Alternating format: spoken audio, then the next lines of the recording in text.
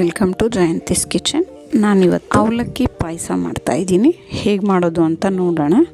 ಇದಂತೂ ತುಂಬಾ ರುಚಿಯಾಗಿರುತ್ತೆ. ಒಂದು 300 ಗ್ರಾಮ್ ಅಷ್ಟು ಬೆಲ್ಲನ ಚಚ್ಚಿ ಕರಗ್ಸಕ್ಕೆ ಇಟ್ಕೊಂಡಿದ್ದೀನಿ. ಇನ್ನೊಂದು ಸ್ಟವ್ ಮೇಲೆ ಸ್ವಲ್ಪ ಹೆಸರು ಬೇಳೆ ಹಾಕಿ ಚೆನ್ನಾಗಿ ಫ್ರೈ ಮಾಡ್ಕೊಂಡಿದ್ದೀನಿ. ಈಗ ಅದು ಫ್ರೈ ಆದಮೇಲೆ ಅವಲಕ್ಕಿ ಸೇರಿಸ್ಕೊಂಡಿದ್ದೀನಿ. ಒಂದು ಕಪ್ಪಷ್ಟು ಅದನ್ನು ಎಲ್ಲ ಚೆನ್ನಾಗಿ ಫ್ರೈ ಮಾಡ್ಕೊಂಡಿದ್ದೀನಿ. 1-2 ಇಡಿಯಷ್ಟು ನಾನು ಪೇಪರ್ ಅವಲಕ್ಕಿ ಸೇರಿಸ್ಕೊಂಡು ಫ್ರೈ ಮಾಡ್ಕೊತಾ ಇದ್ದೀನಿ. ಇದೆಲ್ಲ ಫ್ರೈ ಮಾಡ್ಕೊಂಡಾದಮೇಲೆ ನಾವು ಒಂದು ಪಾತ್ರೆಗೆ ಒಂದು ಸ್ವಲ್ಪ ನೀರು ಸೇರಿಸ್ಕೊಂಡು ನಾನು ಫ್ರೈ ಮಾಡಿ ಇಟ್ಕೊಂಡಿದ್ದಂಥ ಹೆಸರು ಬೇಳೆನ ಸೇರಿಸ್ಕೊಳ್ತಾ ಇದ್ದೀನಿ. ಮತ್ತು ಒಂದು ಕಪ್ಪಷ್ಟು ಕಾಯಿ ಚೂರನ್ನ ಚೆನ್ನಾಗಿ ನುಣ್ಣಗೆ ರುಬ್ಕೊಂಡಿದ್ದೀನಿ. ಇದನ್ನು ಇದಕ್ಕೆ ಸೇರಿಸ್ಕೊಳ್ತಾ ಇದ್ದೀನಿ. ಇದನ್ನೆಲ್ಲ ಚೆನ್ನಾಗಿ ಕುದಿಸ್ಕೊಬೇಕು. ಈಗ ಬೆಲ್ಲ ಕರಗಿಸಿಟ್ಕೊಂಡಿದ್ವಲ್ಲ ಮೊದಲಿಗೆ, ಅದನ್ನು ಇದಕ್ಕೆ ಸೋಸ್ಕೊಬೇಕು.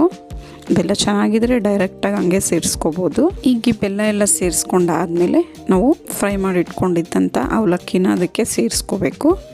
ತುಪ್ಪನೂ ಸೇರಿಸ್ಕೋಬೇಕು. ಅದು ತುಪ್ಪ ಅವರಿಷ್ಟ, ನಮಗೆ ನಾವೆಷ್ಟು ತುಪ್ಪ ಸೇರಿಸ್ಕೊಳ್ತೀವೋ ಅಷ್ಟು ರುಚಿಯಾಗಿರುತ್ತೆ. ಎಲ್ಲ ಸೇರಿಸ್ಕೊಂಡಾದಮೇಲೆ ಅವಲಕ್ಕಿನೂ ಬೆಂದಿದೆ. ಇದಂತೂ ಬೇಗನೆ ಬೆಂದೋಗುತ್ತೆ ಅವಲಕ್ಕಿ.